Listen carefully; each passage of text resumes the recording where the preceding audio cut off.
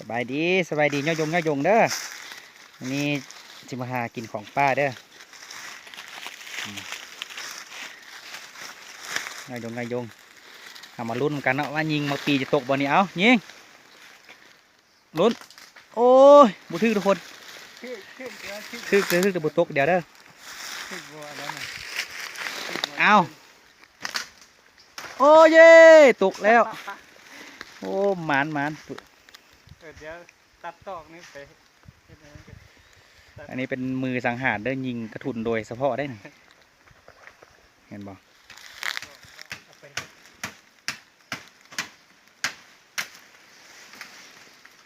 งามเท่าไหร่ไหมเนี่ยเอา2 ข้อ 3 ข้อก็ได้จะเอาไว้เลยนี่เดี๋ยวเอาไปเฮ็ดตอกนะโอ้ไปต่อไปมั่นสุดได้ตอกเลยโอ้ไม้อันนี้เลยเอา4 ข้อก็ได้เสียดายไม้นะไม่ง่ายนี่ถ้ากินน้ำกินได้รถนี่ว่ากินน้ำเขา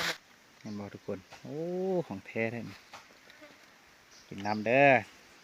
การเอาตัวรอดในป่าถ้าบุเจอห้วยเจอห้องบุมีน้ำกินเขาต้องอาศัยไม้แบบนี้แหละทุกคนกำลังลงเกมปีนะโอ้จบบุได้เลยบุเห็นเลยมั้งจบโอ้ยได้แล้วทุกคนยิงเอาบุเม่นตักเด้ยิงได้กระทุนเนาะ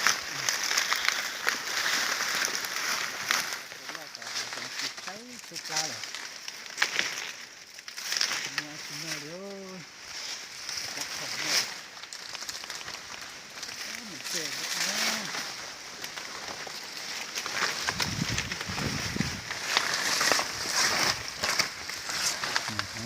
โอเคหมดติดเยอะนี่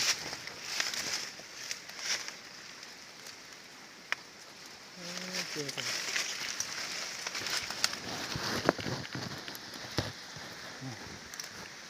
มัดแก้เป็นดอกเนาะ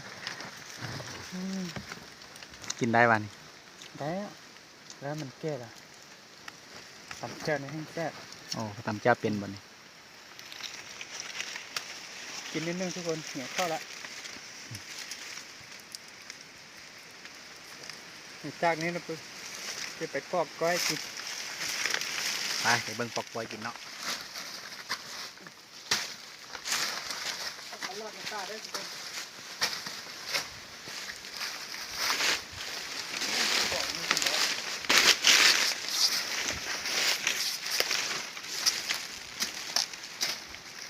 เป็นกินไว้ในกันเลยเบิ่งเด้อการเอาชีวิตรอดในป่าของทันเยอเนาะ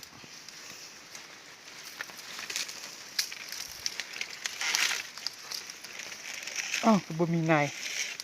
เด็ดตัวนั้นมันไงกินเลยตลอดได้คนเด้อเหนียวละมาหมดนี้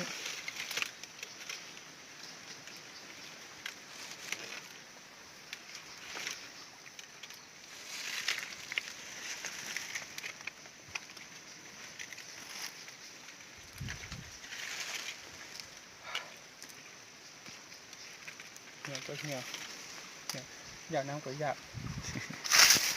ปล่อยวันนี้เอา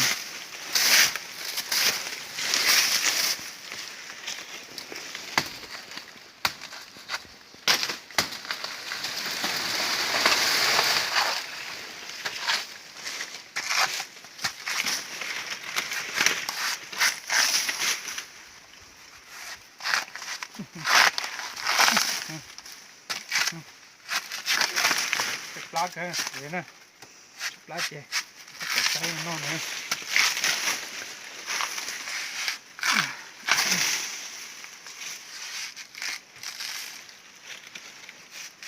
จุดตอนนอนเดี๋ยวชานะ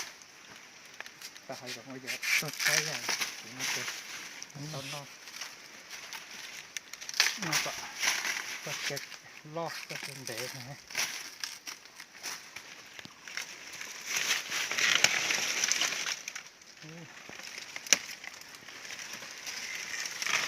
ไปต้มขึ้นหมูก็ได้ทุกคนเด้อผู้ใดมีกินตัวในจริง ได้มีซีนหมูแล้วเอาไปต้มเส้นหมูไปไหนกันอยากเก๋อันอ่อนแท้มันอยู่รูปมัน โอ้กกคุณบ่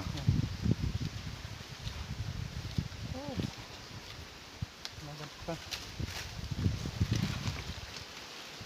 แซ่บบ่ ได้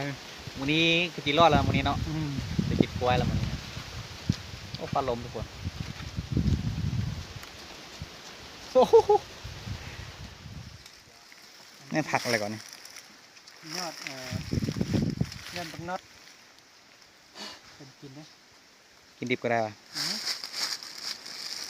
ผมเป็นยาหวานเป็นลม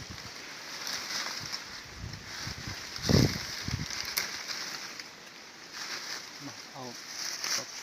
ต้นกล้วยนี่กันใส่ละ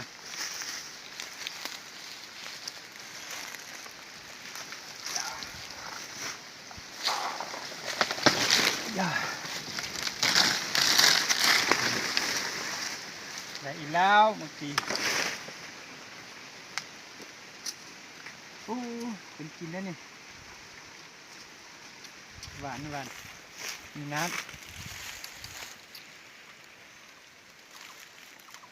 กินป่ะ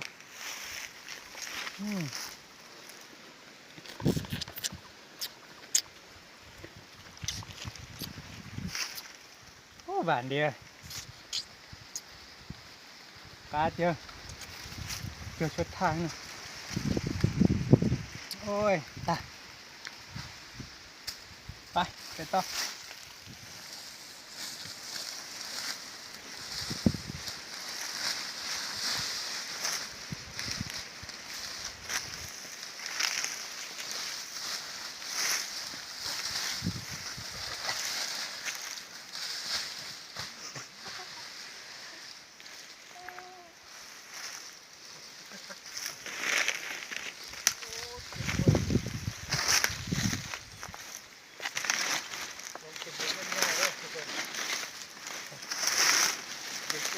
เป็นธรรมดาเด้อ